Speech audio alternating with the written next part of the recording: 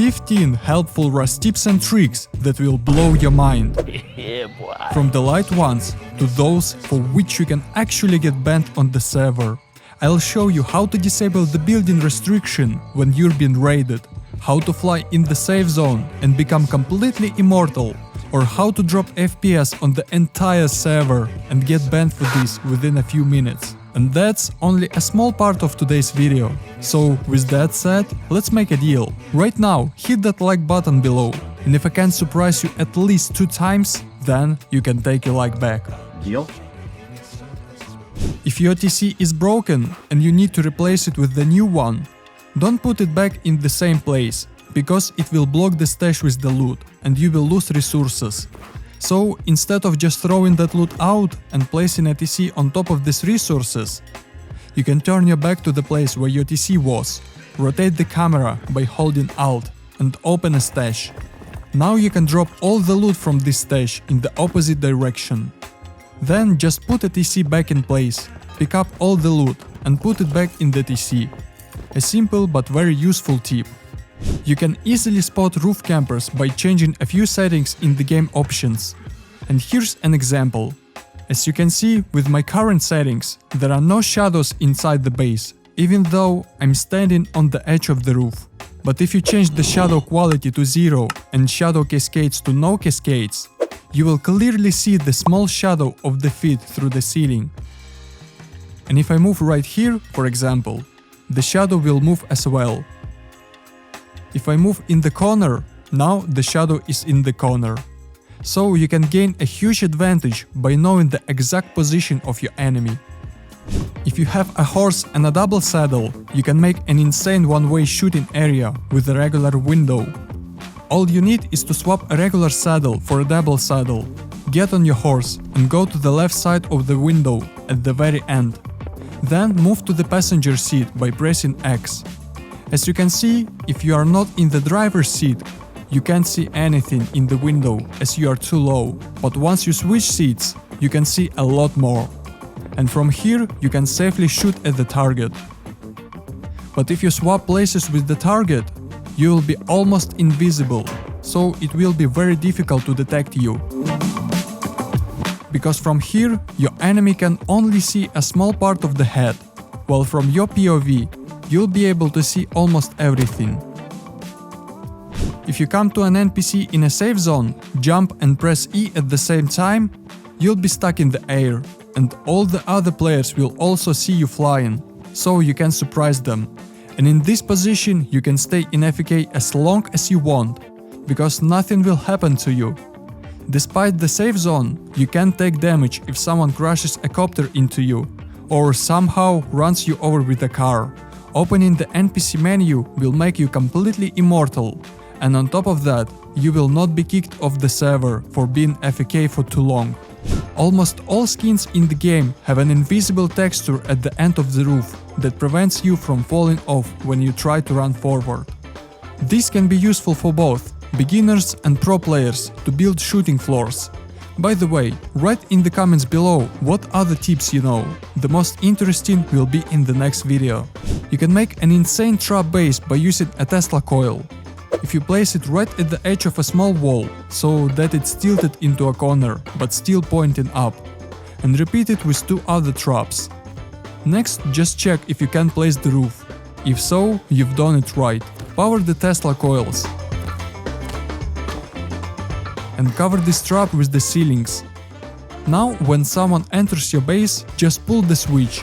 Just look at the damage, it's almost instant death. But to make this trap even better, you can use a laser detector or a footstep sensor.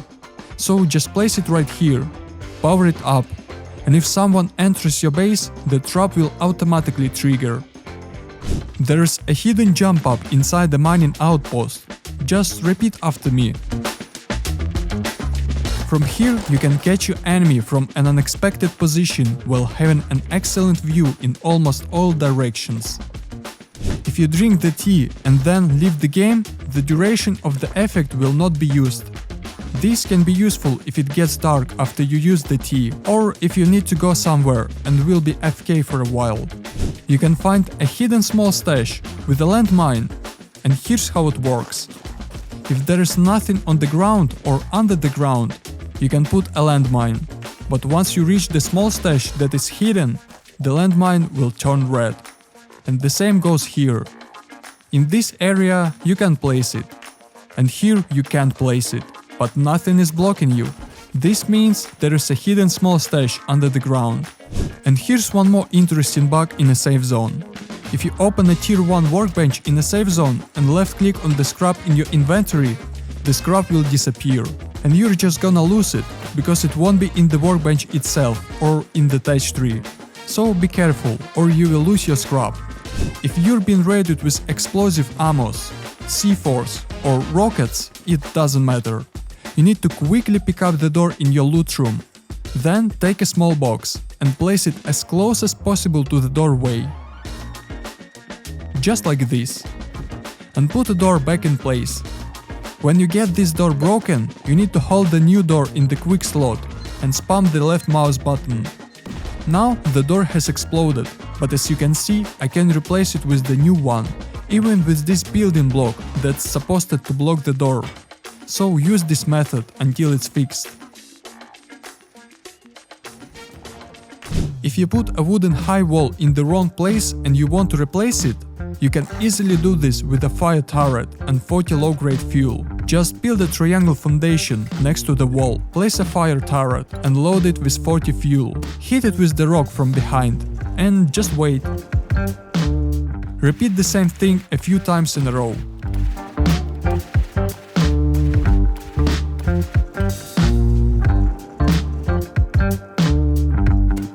That's it.